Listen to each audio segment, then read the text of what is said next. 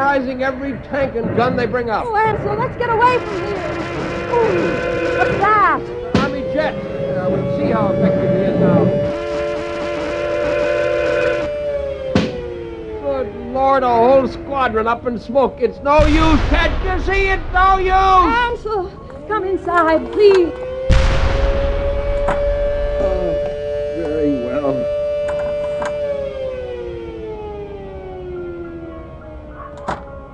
Only there was something we could do. Not as long as he can read our every conscious thought before we can act. What is it? Our every conscious thought. Our thought. I wonder if... What is it, Nothing. Ansel? Nothing, Helen.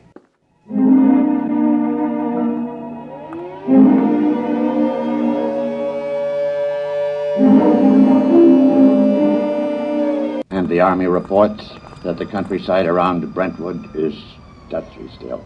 The blue humanoid, George of Xanthar, is still standing in the middle of the town square, where he's been standing for 3 days now. We'll keep you informed of developments. The military urges everyone to keep calm and go about your business as usual. There is no danger to anyone who is not attacking the humanoid. No danger.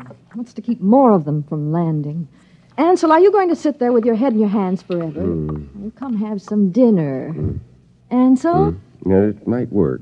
Where are you going? Washington. What? Going to Washington. Would you be good enough to pack my overnight bag? I can catch a plane out of Chicago in about 2 hours. Why? What? I want to talk to the Pentagon. What do you tell them? I'm going to tell them to surrender to George of Xanthar.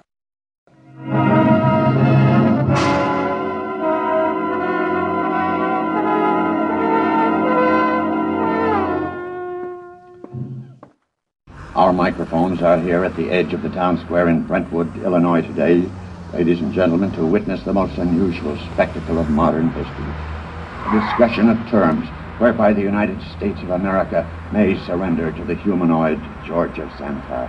For the occasion, an honor guard of 22 servicemen from all branches and all parts of the country has been chosen. In just a moment, the honor guard will accompany General of the Army's Walter Pitt, who will discuss the surrender. The robot is standing there now, carefully eyeing the soldiers. Every ounce of his concentration seems to be going into it.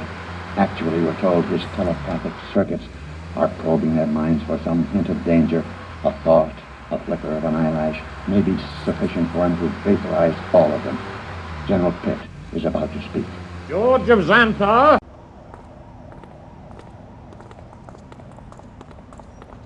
I hear you, General. I have been instructed to consult with you about your intentions toward our country and the world in general, with a view to reaching some sort of agreement with you and others of your kind, who you say will invade the earth. May I approach? One moment. I perceive no intent to harm you. There is one man among your soldiers, however, who has an illogical thought. Will the soldier who is thinking the thought, 11 o'clock, step closer? Do as he says. Does 11 o'clock mean anything to you, soldier? No, sir. It's running through my mind, but it don't mean a thing to me. My examination of your thoughts tells me you speak the truth. Very well. We will proceed with the talk. Ladies and gentlemen, it's a tense moment. The general and the humanoid are discussing terms. The soldier who was questioned about the thought, 11 o'clock, has stepped back into the ranks and is holding his rifle at attention like the others. I perceive it's now 10:59 a.m. If there is any significance to the thought about which the soldier was questioned, we'll know in 1 minute. We of Xanthar, gentlemen, would not want to improve a planet which could not be educated and would continually oppose our program. Therefore, I am glad to see your willingness to discuss. After my message goes out, there will be a landing party on Earth within a few days. While waiting for the party, however, there are certain preparations. Just list them for us. Your government will naturally have to turn over complete authority to us. Afterward, we will utilize your press and radio to disseminate our instructions to your people. Simultaneously, in other nations, the same procedure will be carried out by our Ladies and gentlemen, it's happened. At exactly 11 a.m., 10 soldiers in the honor guard instantaneously fired their weapons into George of Xanthar. Apparently explosive bullets have blown into smithereens. The remains are lying scattered all over the square. People are pouring in, kissing each other, shouting.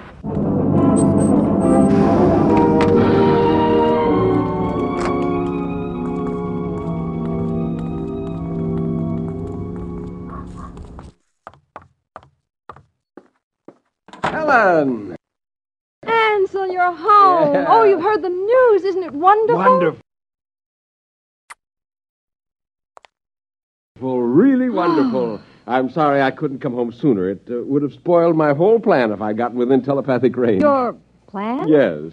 But what? Just a matter of simple psychology. Those men in the honor guard. What about them? Did you know any of them? Not exactly, but I did have the job of hypnotizing 10 of them. Hypnotized? That's right. You see, each of those men was hypnotized. And while he was under, we planted a post-hypnotic suggestion, namely, to fire at George of Xanthar when a soldier named Charlie started to cough.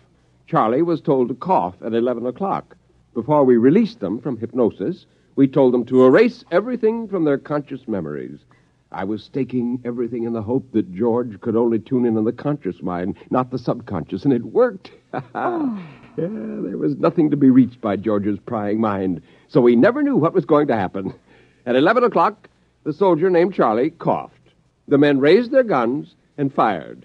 And that was the end of George of Xanthar. Now, if you don't mind, I've got some exam papers to mark.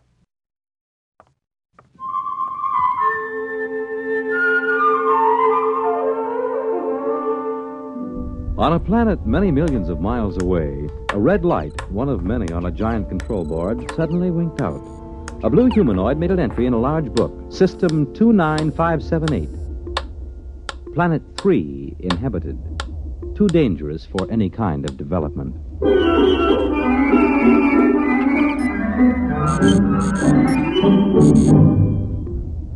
You have just heard X-1, presented by the National Broadcasting Company in cooperation with Galaxy Science Fiction Magazine.